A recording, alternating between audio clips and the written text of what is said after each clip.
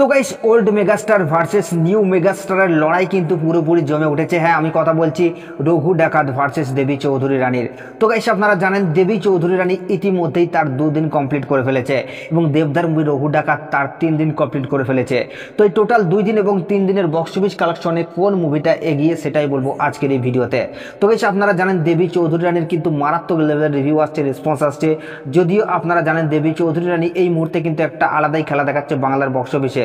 তো দেবী চৌধুরী রানী মুভিটা তার অলরেডি 2 দিন কমপ্লিট করে ফেলেছে এবং ডে 2 এসে দেবী চৌধুরী রানী মুভিটা ভাই মারাত্মক লেভেলের বক্স অফিস কালেকশন করেছে। এই মুভিটা তার ডে 2 এসে বক্স অফিস কালেকশন করেছে প্রায় 63 লক্ষ টাকার মতো এবং টোটাল 2 দিনে মুভিটা গ্রস বক্স অফিস কালেকশন করেছে 1,13,00,000 টাকা। এবং সেই জায়গায় দাঁড়িয়ে যদি আমরা দেবদার মুভি রঘু ডাকাতকে নিয়ে কথা বলি, তাহলে রঘু ডাকাত মুভিটা কিন্তু বাংলার বক্স অফিসকে পুরোপুরি এখন দাপিয়ে বেড়াচ্ছে এবং জাস্ট বুকমাই শোটা খুললে আপনি বুঝতে পারবেন কি লেভেলের ক্রেজ সৃষ্টি করেছে।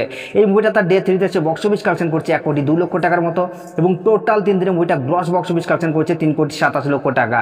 তো গাইস এই দুটো মুভির বক্স অফিস কালেকশন নিয়ে আপনাদের কি মতামত নিচের কমেন্টে অবশ্যই জানাবেন।